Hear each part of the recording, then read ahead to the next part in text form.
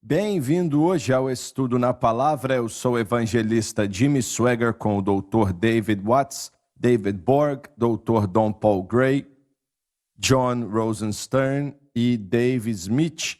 E com você, estamos muito felizes de ter você conosco. E como mencionei no programa passado, nós vamos fazer algo hoje e talvez vamos passar mais de um programa falando disso. O arrebatamento da igreja pode acontecer a qualquer momento. Depois virá a grande tribulação. Depois a vinda do anticristo. E a grande tribulação vai acabar na batalha do Armagedon.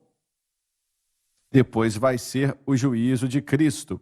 Depois vai ser a segunda vinda de Cristo, que vai ser o evento mais cataclísmico que o mundo já conheceu. Depois a Era do Reino, que vai durar para todo sempre. E depois disso você vai ter o juízo do trono branco. E depois a Era Perfeita, que será eterna. São 9 pontos que acreditamos que a Bíblia ensina em relação a eventos do fim dos tempos. O primeiro é o arrebatamento da igreja, querendo dizer que pode acontecer a qualquer momento. Não falta se cumprir nenhuma profecia antes do arrebatamento da igreja, mas existem muitas profecias que ainda precisam se cumprir antes da segunda vinda.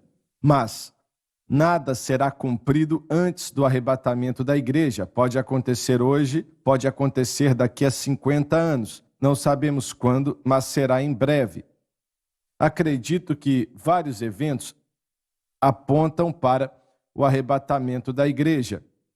E, provavelmente, o maior evento de todos é Israel se tornando uma nação outra vez. Eu sinto que isso é algo extremamente importante em relação a eventos do fim dos tempos.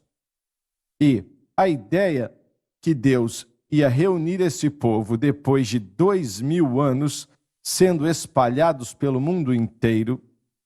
Eles literalmente foram espalhados pelo mundo inteiro e voltaram para o mesmo local geográfico, formando uma nação e com o mesmo nome, Israel, como era há 2000 anos atrás ou mais.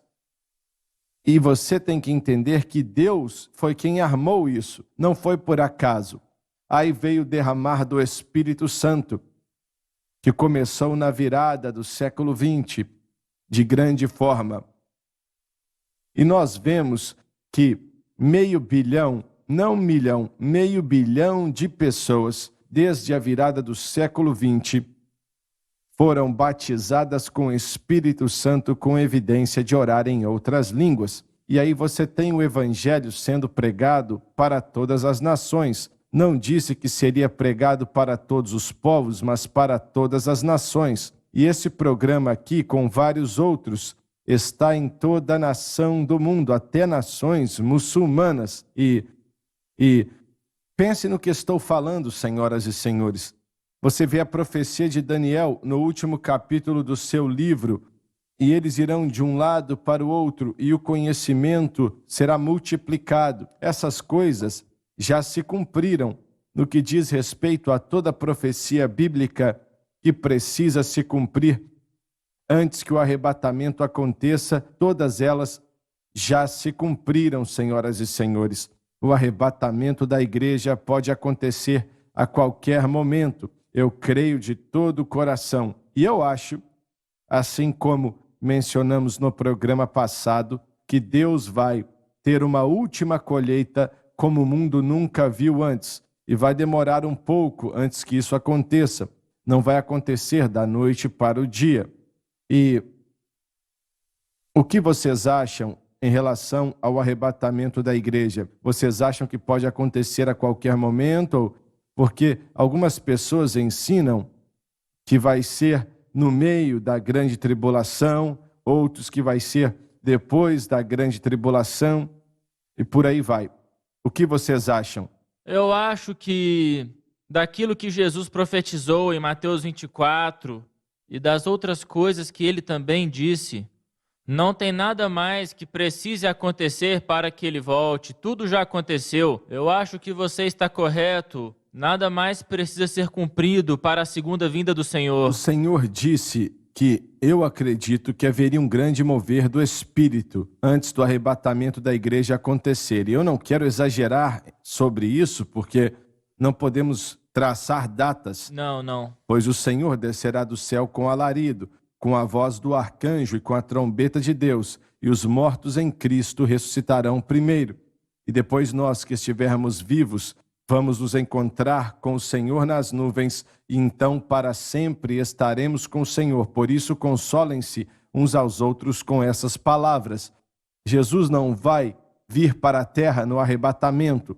Vai chegar perto, mas não vai pisar na terra. Nós iremos nos encontrar com ele nos ares. Vamos encontrá-lo no ar, é isso mesmo. Na segunda vinda, ele virá até a terra e vai permanecer. E ele vai vir e os mortos em Cristo ressuscitarão primeiro, ou seja, toda pessoa que já viveu para Deus, voltando até a época de Abel, que eles serão glorificados imediatamente com o tocar da trombeta de Deus. Eu creio que vai acontecer. Irmão Swagger, em Atos capítulo 1, onde o anjo disse: esse Jesus que dentre vós foi recebido em cima no céu, há de vir assim como para o céu ouvistes ir. E quando você lê em João, eu acredito que capítulo 15, quando Jesus está falando sobre construir uma mansão, ele vai voltar para nós. O que eu quero dizer é que é explícito, se você acreditar no livro, que Jesus vai voltar de novo. A pergunta é, quando? E a minha resposta é, quando ele quiser voltar. Verdade. Pense sobre isso. Quando ele quiser voltar. Ele não depende de nada. Ele não depende da sua interpretação ou da Verdade. minha. Ele virá e o nosso trabalho é fazer o quê? Estarmos alguns prontos. Dizem a igreja tem que fazer isso ou aquilo. Ouvi alguém dizer há um tempo atrás que é isso que tem que acontecer para Cristo voltar. Deus não depende da igreja ou de ninguém. Ele vai voltar quando ele quiser. E eu acredito que na mente de Deus, o arrebatamento da igreja já foi fomentado há muito tempo atrás. E nós temos que nos lembrar de que estamos estudando todo o livro de Daniel. Está falando sobre Israel. Deus está falando sobre os eventos em Israel. Nós vemos o começo dos tempos dos gentios. Claro, depois da diáspora. E como nação, eles nunca foram inteiramente reunidos. Eles foram completamente espalhados em 70 depois de Cristo, mas o remanescente é o que chamamos de Israel hoje. Mas em 1945, eu creio, com David Ben-Gurion, em 1946, quando as Nações Unidas reconheceram Israel como nação, novembro de 1947, quando eles ganharam a sua independência, em maio de 1948, David Ben-Gurion, que foi o primeiro-ministro de Israel, eles disseram, como você vai chamá-lo? Muitos anteciparam que continuaria a se chamar Palestina, que era como era chamada, como Jornal da Palestina, que virou o Jornal de Jerusalém. Ele disse, não, vamos chamá-la Israel. E para mim, isto se cumpriu no que fala lá em Isaías, capítulo 11, versículo 11. Desse modo acontecerá naquele dia que o Senhor tornará de novo a estender a sua mão para recuperar o remanescente do seu povo. Isaías está falando de 2 retornos. Nós temos, é claro, o retorno predito por Jeremias depois de 70 anos na Babilônia. E agora ele diz isso, que será deixado da Assíria e do Egito e de Patros e da Etiópia e de Elã e de Sinar e de Ramate e das ilhas do mar. Você tem uma área muito maior. Está falando da Turquia, Iraque, Irã. Está falando das ilhas do mar.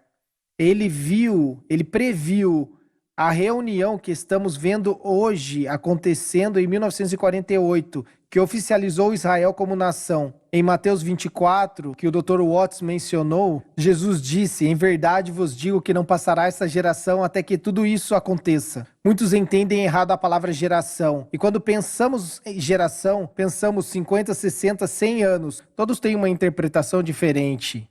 E eles tentam comparar as gerações. No programa anterior falamos dos preteristas, e a ideia deles de geração era de 50 anos, que não passará esta geração até que tudo isso aconteça. Então até o final do primeiro século, toda a história bíblica já foi cumprida. Então aqui a palavra geração, Quinéia, significa isso. Nós temos hoje voando Boeings 747 que foram construídos ano passado, novíssimos. Essa geração de aeronaves ainda voa e temos uma nova geração de aeronaves. Temos o Boeing 767, que é mais avançada do que o 747. Então, aquela geração é mais nova e também foi construída ano passado. Então, a geração da igreja que Cristo estava se referindo, os crentes que acreditam em Jesus Cristo, aquela geração que também está se cumprindo nos tempos dos gentios, será removida antes que Deus derrame o seu julgamento. No tempo da angústia de Jacó, da angústia de Israel, no livro de Apocalipse, Eu e quero que Daniel perguntar para previu. vocês, quem vocês acham que vai ser arrebatado? Todos os crentes que confiam em Jesus Cristo estão salvos. Muito bem. E quando Jesus falou que se você estiver morno, eu vou vomitar você da minha boca, falando com a igreja da Laodiceia?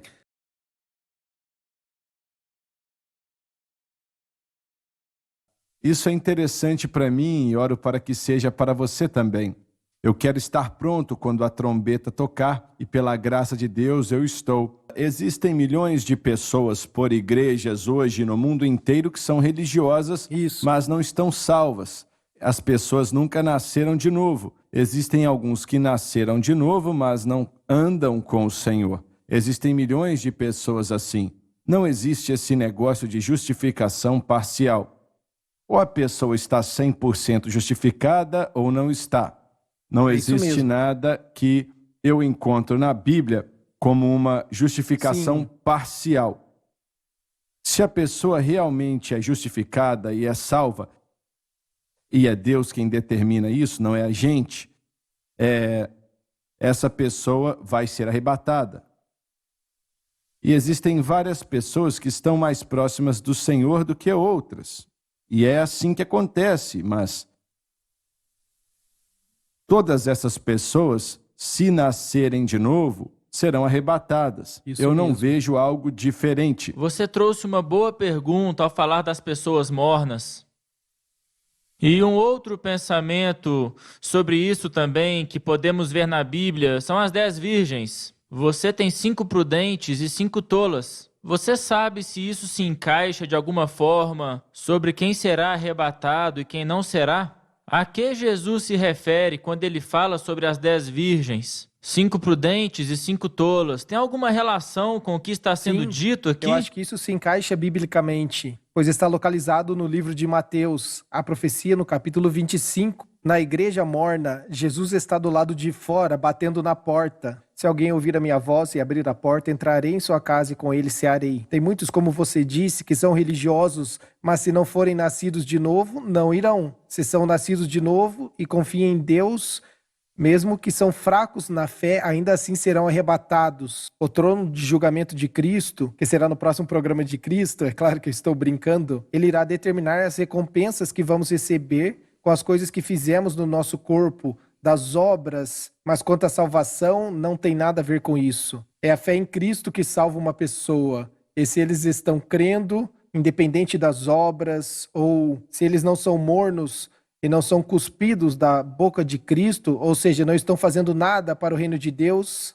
O cristianismo cultural, especialmente no sul dos Estados Unidos, existem muitas pessoas que reúnem os seus filhos, vão para a igreja por hábito e por quererem fazer a coisa certa. E elas são expostas à igreja e elas conhecem um pouco das Escrituras, mas não comprometeram as suas vidas a Certo. Jesus.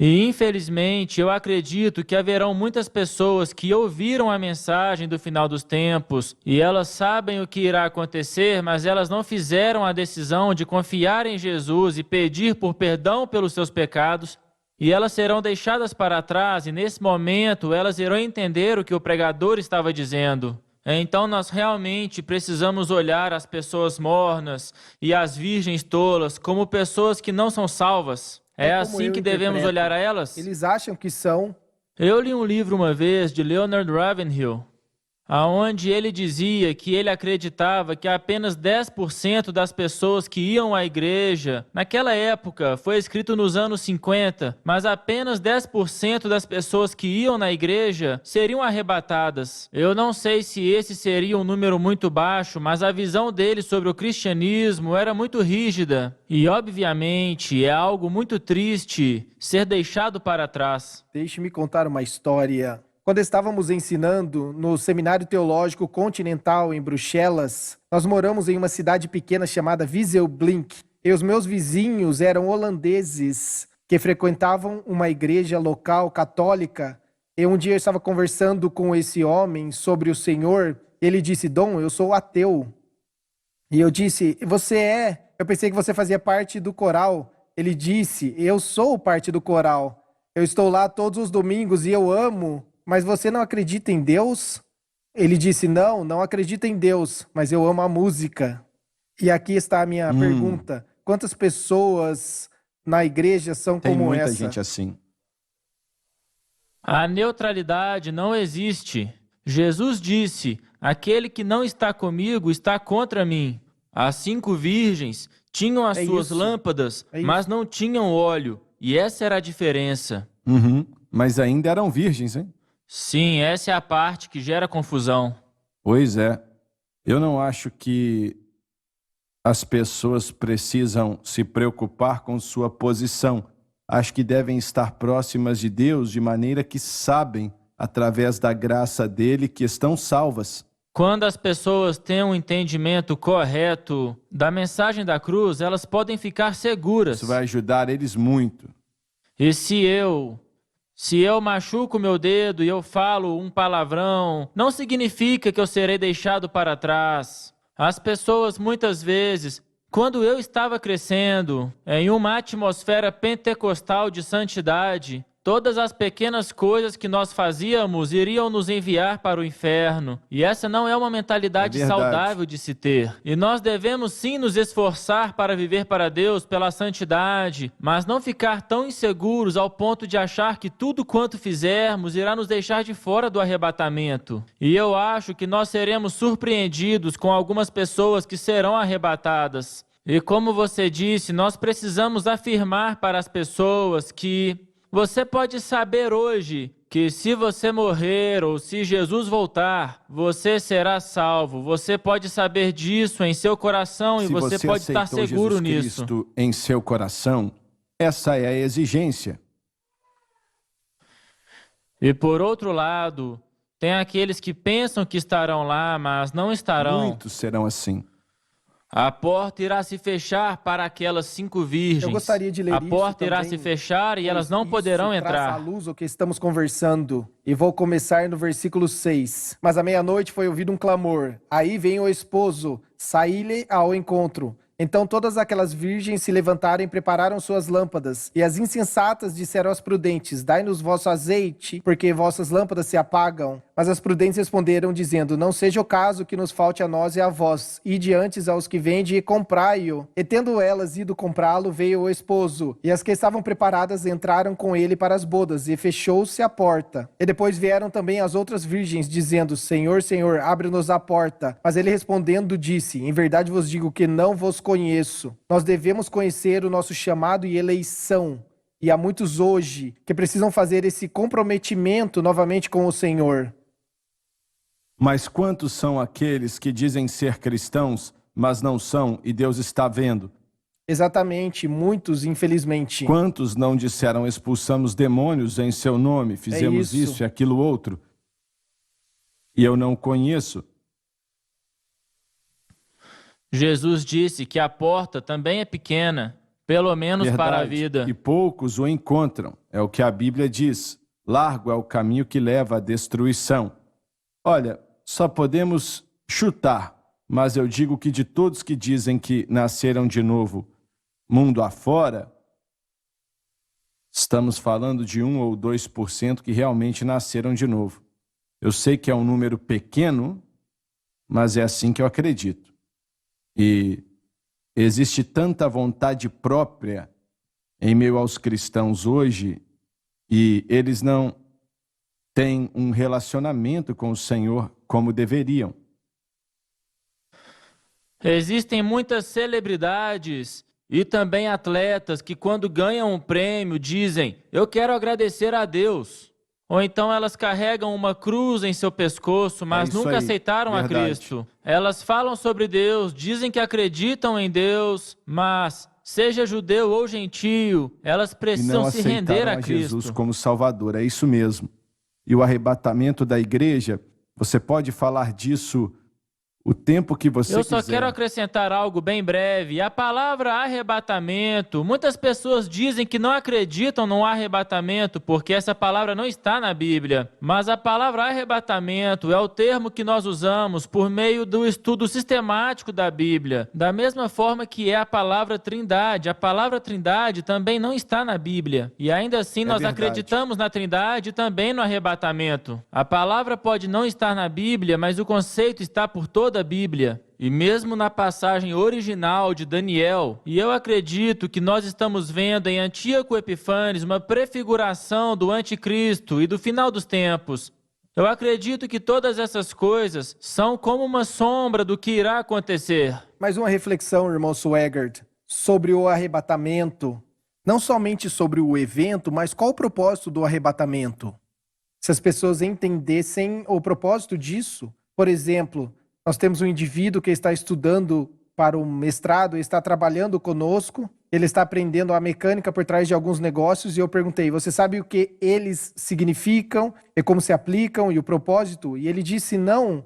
Então eu expliquei como é feito e as razões pelo qual usamos diariamente. E ele disse: agora que eu sei para o que serve, eu sei o que é. E ele estava apenas aprendendo mecanicamente. Agora o evento do arrebatamento é importante, mas o que é? É o lugar e tempo onde Deus, em um piscar de olhos, ele trocará a mortalidade corruptível pela imortalidade. É a glorificação da igreja.